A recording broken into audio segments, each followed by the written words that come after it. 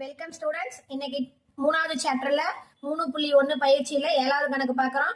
Alpha comma beta மற்றும் gamma ஆகியன ax³ + bx² + cx + d = 0 என்னும் பல்லுறுப்பு கோவை சமன்பாட்டின் மூலங்களாக இருப்பின் கெழுக்கள் வாயிலாக சமேஷன் ஆல்பா பை பீட்டா காமாவின் மதிப்பை காண்க.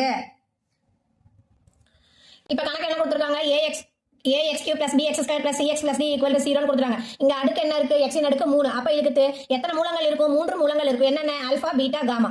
அப்ப as usual இந்த ஃபார்முலாவை நாம எழுதிக்கலாம். Alpha + beta + gamma = -b/a. Alpha beta + beta gamma + gamma alpha = c/a. Alpha beta gamma = -d/a ன்னு எழுதிக்கலாம். என்ன ப்ரூஃப் பண்ண சொல்றாங்க? என்ன நம்ம நிரூபிக்கணும்? Summation alpha by beta gamma அப்படின்னு நம்ம வந்து நிரூபிக்கணும்னு சொல்றாங்க. சரியா? இப்போ இதுக்கு சமேஷன் அப்படின்னா என்ன அர்த்தம்? Alpha by beta plus beta by gamma by alpha plus gamma by alpha beta அப்படின்னு கூட்டத்துக்கு தான் நம்ம சமேஷன் யூஸ் பண்ணுவோம். ஆனால் இப்போ இது எப்படி எழுதிக்கலாம் விரிவாக்கமா?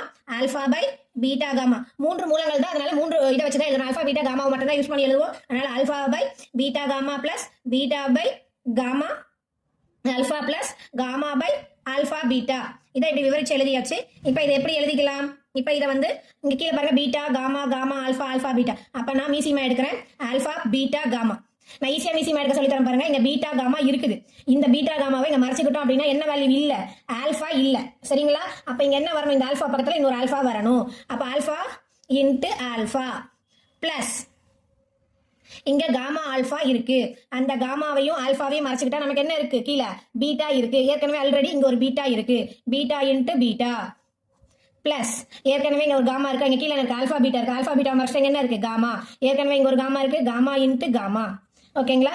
இப்ப ஆல்பாவையும் ஆல்பாவையும் பெருக்கணும். Alpha square plus beta square plus gamma square by alpha beta காமான்னு வரும். சரிங்களா? இப்ப நமக்கு ஒரு ஃபார்முலா தெரியும். என்ன ஃபார்முலா? ஃபார்முலா இங்க எழுதுறேன் பாருங்க, ரெட் கலர்ல. a² plus b² plus c² = a plus b plus c the whole square minus 2ab plus bc plus ca அப்படிங்கிறது நமக்கு ஆல்ரெடி இந்த ஃபார்முலா தெரியும். இப்போ இந்த ஃபார்முலாவை நாம இங்க ஆல்பான்னு மாத்தி எழுத போறோம். அப்போ இதுக்கு பதிலா என்ன எழுதிக்கலாம்? Alpha plus beta plus gamma the whole square minus 2 into alpha beta plus beta gamma plus gamma alpha by alpha beta gamma அப்படியே வந்துடும். சரிங்களா? இப்போ நாம இங்க ஆல்பா பிளஸ் பீட்டா பிளஸ் காமாக்கு என்ன வேல்யூ கண்டுபிடிச்சிருக்கோம்? ஆல்ரெடி இது வந்து பல்லுறுப்புக்கோவையின் சமன்பாடு மாதிரி தான் இருக்குது. அதனால இங்க -b/a c/a d/a அதை நம்ம சப்ஸ்டிட் பண்ண போறோம். இப்போ ஆல்பா பிளஸ் பீட்டா பிளஸ் காமாவோட வேல்யூ என்ன? -b/a. அப்ப இங்க இதுக்கு என்ன இருக்கு? Alpha plus beta plus gamma the whole square. அப்போ -b/a the whole square minus 2 into இங்க alpha beta plus beta gamma plus gamma alpha இதோட மதிப்பு இங்க என்ன வச்சிருக்கோம்? c/a 2 into c/a. கீழே இருக்கிறது அப்படியே தான் வரும் ஆல்பா பீட்டா காமா. புரியுதுங்களா? இதுக்கப்புறம் என்ன பண்ணலாம்? சரி, இந்த ஆல்பா பீட்டா காமாக்கு நமக்கு மதிப்பு என்ன கண்டுபிடிச்சு வச்சிருக்கோம்? இங்க -d/a கண்டுபிடிச்சு வச்சிருக்கோம். அப்ப இந்த இடத்துல இதுக்கு பதில் என்ன போடலாம்? -d/a போட்டுக்கணும்.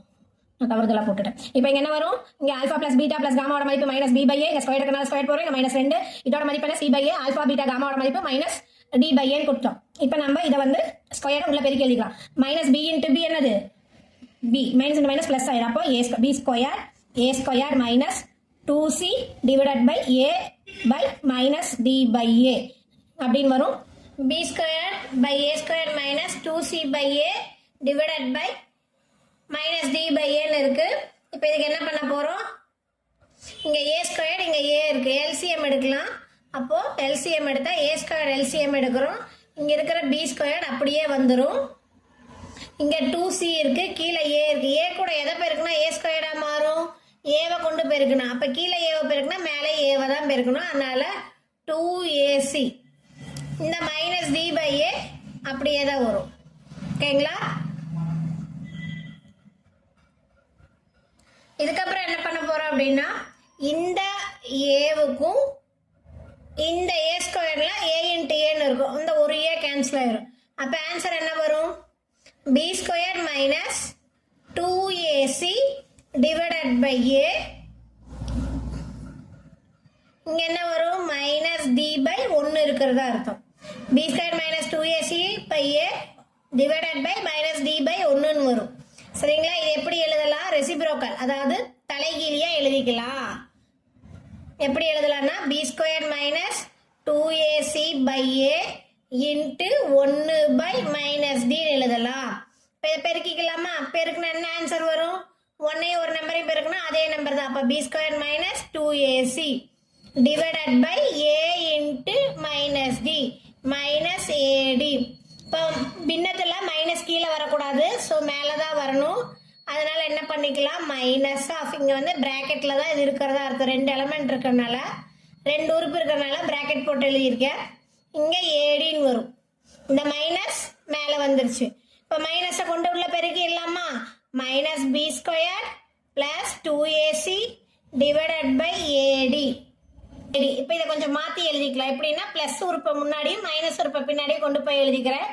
2ac minus B square by AD. இப்போ நம்ம என்ன கண்டுபிடிக்கணும்?